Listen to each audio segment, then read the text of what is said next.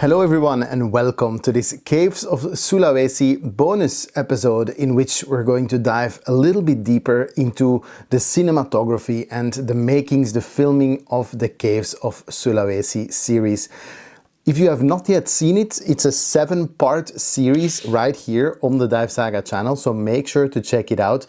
In this series, we explore the underwater caves of Southeast Sulawesi, specifically Baobab and Muna Island. In my opinion, one of the better shows I've made on the Dive Saga channel, and there have been a lot of questions from a lot of you guys on which camera we used, whether we shoot the drone footage ourselves, which lights we use, and how certain shots were created. In this little behind the scenes featurette, I would like to go a little deeper into those details.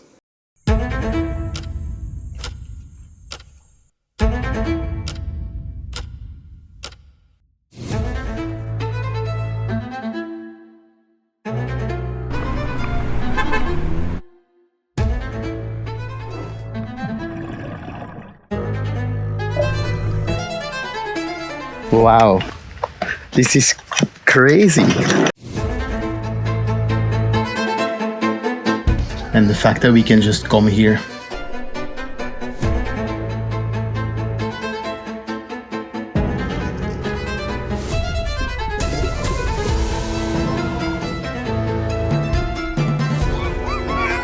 It's really under the city, like.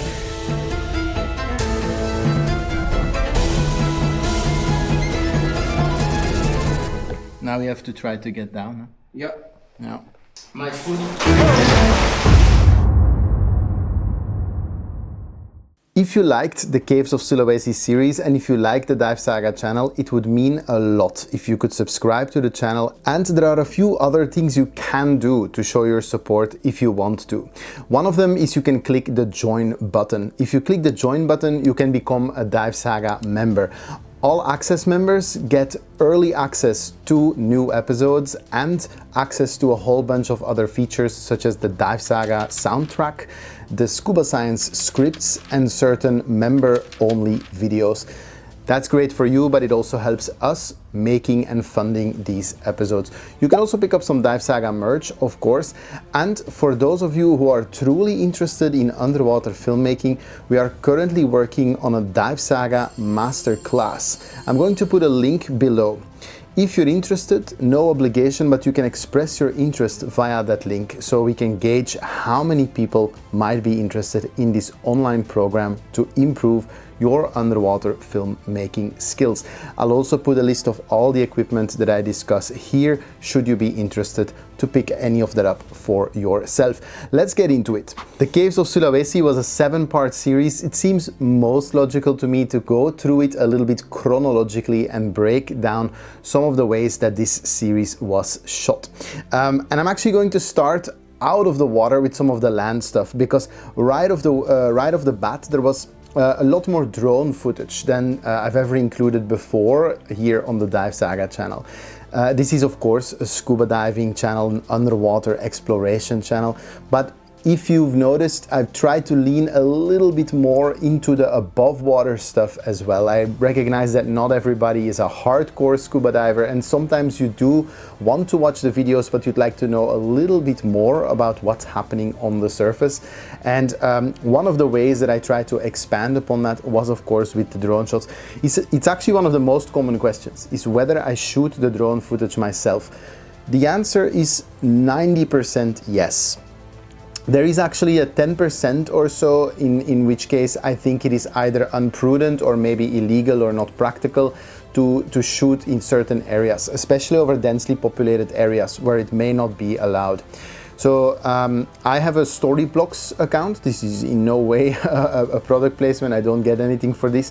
But this is a stock footage website where in exchange for a fee, you can get copyright-free footage. And so for the drone shots over cities, for instance, that is useful. I used it once in this series, all the way in the very beginning, is a shot over the mosque in Makassar, just to start it off.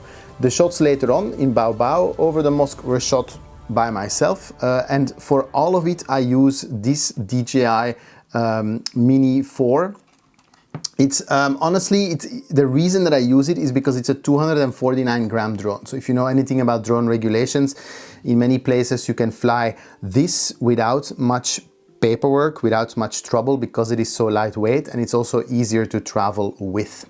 Now, a little tip that I can give you is this nice little set of ND filters.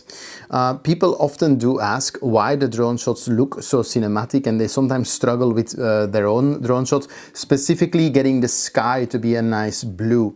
So this is a little set of ND filters, neutral density filters, that go right on top of the lens right here. And so what that does, see, it comes right off. What that does is it artificially stops down the light a little bit, so a little bit less light comes in, which tends to balance out the image a lot more, makes it look a lot more cinematic. Play with it. There's different sets available with different ranges of filters. Of course, the trade-off is that then on the scene you need to play a little bit with it, in which filter to choose, but I find that that helps a lot. So for instance, the shot over the mosque in Baobao, the opening shots of the island itself, those are all shot by me, and actually I think every other shot in the series is shot by myself, all on this tiny DJI Mini 4 Pro. Again, it's not a product placement, but we're going to be talking a lot about equipment here. Obviously, fly responsibly, seek out some training if you're not sure how to fly. The first episode, Underwater, was actually a bit of a try dive. It was not necessarily going to be an episode, but I just thought it was so cool to have a cave under the city, but it's fully shot on the Insta360 Ace Pro 2. There is even, I think, a product placement in that episode. So the Ace Pro 2, tiny action camera, super light sensitive. If you're a regular viewer of the channel, that you know that I rave about it a lot, because I use it for almost everything. Even when I'm shooting on the FX3, on the big camera, I will still always have an AP2 on, like it's sitting right here. It's now, the camera's not in there, but that's how it's sitting. And I will still always have it rolling, just to be sure, just to make sure that I capture everything. Of course, there is a noticeable quality difference when you look at it on a really big screen. There is a noticeable difference in the sense that there is less you can do with the footage afterwards. Yeah? But of course, if you properly light your scene, if you make sure that the colors are on point and whatnot, you can actually get away with a lot, and you don't need a whole lot of color correction. So that first episode was really just a try dive.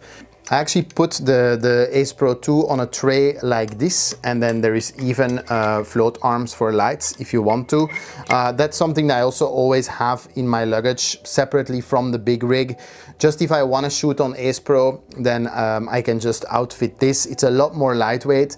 And again, if it's, for instance, if it's a shakeout dive, like a first dive in that environment, it can be nice to just work with something super light, and then we can see if we want to use the footage later or not. In this case, the dive obviously was immediately fine, and so we just decided to shoot the whole episode. It's the darkest one though of all the episodes. We used a little bit less light, so all I think we had was these two 7,000 lumens video lights. They are made by Dive Lantern that I had on the side. What I'll often do is I'll put these two full force and I'll shine them sort of at the ceiling, at the walls, but not at the subject. The way it's set up here is a bit misleading. For instance, if I were to place a video light right here, what I'm going to do is illuminate all the particles right here in front of the lens. I'm actually going to get a less clear picture. So the reason this is here is because it's usually pointed away like that and at the walls, at the ceiling, just to create bounce light. And that's what I'll also do when I shoot just on the little tray with the Ace Pro 2. From the second episode onwards, it's almost always a mixture of the two cameras, so of the AP2 and of the Sony FX3, which is featured here. So this is in a Marelux housing and has a 210mm dome. This is great. It has a 14mm fixed prime lens in there. So for underwater and especially in tight spaces, you can be really quite close and still get a really wide field of view without too much distortion. The trade-off is that this piece alone right here is I think it's $2,000 or $2,500, and it's glass. And we're taking it inside a cave, so sharp rocks. So that is nerve-wracking at times. There is, in episode 2, there is the big collapse that we have to climb over. And so people did ask, like, why is Cha-Cha not in the shot? There is actually a passage that goes sort of underneath to the side of the collapse that you could squeeze through, but I could not fit, or did not want to fit, the camera. It may probably have just fitted if I sort of collapsed everything. This is the monitor, by the way. If I collapse everything, but this is not a risk that you really want to take. Even though when I'm diving, I have like this this neoprene cover that goes over, so if whenever I'm not shooting for a few minutes, I'll put the cover over. But again, it's definitely one of the trickier parts of underwater photography, videography in cave environments, because of course a scratch on the glass dome is always going to be visible afterwards, right? The camera is often going to then start to focus on it. Yeah, the autofocus is going to get a little bit confused, and so it's a costly affair. In this case, I opted to get out of the water, carry the camera, and carry it over the collapse to then continue onwards. These are just the choices you have to make. About the FX3 and about this setup, because people do have questions about that. So yeah, Sony FX3, very similar to the Alpha series, but is specifically made for videography. It has a built-in fan, for instance. And then in my case, I use a 14mm fixed lens. That's a choice that you'll have to make, but I think especially for cave and very tight spaces is rather useful. With then the 210mm dome. This is very heavy. So this 210mm glass dome is super heavy. So if you see to the side here, there is actually a float ring. That is, it's basically all little cutout floats to provide some lift on the front end of the camera. Then you see it here as well. So there's a video light pointed up and away. I'll often dive like that. Again, it doesn't shine at me, it doesn't shine at the subject, just kind of illuminates the general area in hopes to create bounce light. And then on top of this is a monitor. So this is a Atomos Ninja 5 monitor, so that I get a direct feed from the camera. Is that necessary? Again, in cave, find it really useful because you don't always see very well if you have to look through the little screen, like especially in cave, but I think almost in any situation underwater, you're not always directly behind your screen. You're not always able to be in that position. And so this allows us to kind of manipulate the monitor and put it however we want, so that we can fit and the subject can fit and the camera can fit and everything can fit in the appropriate spot. Of course, does add a little bit to the cost of the setup. And as I mentioned before, I then still always have at least one AP2 running as well. In episode 3, this is the cave that was underneath our base camp, La Paya Cave, super beautiful. That episode is mostly shot on the FX3. I don't know, because I did the dive twice, actually. You don't see that in the episode, but I don't think that there are very many Ace Pro shots in there, even all the selfie shots. I'll often turn the Ace Pro around and sort of in wide angle view, use that as a view of myself. In this case, I actually just turned the whole camera around and held it in front of me. You can see it if you watch it in high enough resolution on a large enough screen by the depth of field. So if it has shallow depth of field, so the background behind me is a little blurry, then it's probably because I'm holding this in front of me. Again, tricky. There are some mild restrictions that we're kind of negotiating, where I'm literally, it's also a way to protect this a little bit, because I'm now turning it towards me and holding it in front of me, so I can kind of shove it through and see where it's going while it's running and while I get some of the cool shots. And that fixed 14mm lens does you give does give you a wide enough field of view that it's kind of like you're in the action. There also I made a little executive decision in that third episode, and I think I mentioned it as well in the voiceover, which these video lights, you can actually change the color temperature. Yeah, so you can a little bit of blue, a little bit of red, and ideally you want all your lights to have the same color temperature so that you have one homogeneous lighting feel to it. Because it's a very white cave, and I don't want to say it gets boring because it's an absolutely beautiful environment to dive in, but because I thought there was a risk with 7 episodes that they all start to look a little bit similar, I decided to play with the different color temperatures on the my camera lights versus on the lights that Chacha, the diver, has, which makes for a big color contrast, so big color difference. You can argue, maybe you like that, maybe you don't like that, but the result is that you get a very colorful scene. But it is an in-camera decision, so it's very hard to roll back on that if you don't like it afterwards, because yeah, you can color correct, but if you have 2 different color temperatures in one shot, unless you want to work with a lot of masks and a lot of post-production, it's kind of a final decision. So it was a risk. As I said, I was able to do that dive twice, so that's also where I felt comfortable taking that executive decision. If you want to play with that, you certainly also can, but just know that it is then a final in-camera decision. Our most popular episode in the series was actually, to be really honest, maybe my least favorite episode, which was in Mokomorete, so the nice blue sinkhole. I think it has over 65,000 views, which for the channel is pretty high, but it got a lot of traction in Indonesia. So a lot of people from Muna Island or from Southeast Sulawesi thought that was really cool to see their environment represented. I guess it helps that it has a striking thumbnail. The colors there are pretty much as is. That is a whole episode that's pretty much 50-50 shot on the AP2. The land stuff is all Ace Pro 2, and the colors, the vibrant blue, the green, that is pretty much as is. A little bit more saturation maybe, but other than that, not much color correction. And yeah, somehow the most popular episode, I like it, don't get me wrong, but it's a good example, Mokomorete, of a cave where there aren't so many features that are setting it apart from any other cave, and so it gets really tricky. The next one has that as well, so that is Lao de Panu, where it's beautiful, don't get me wrong, but it's not striking in its unique identity.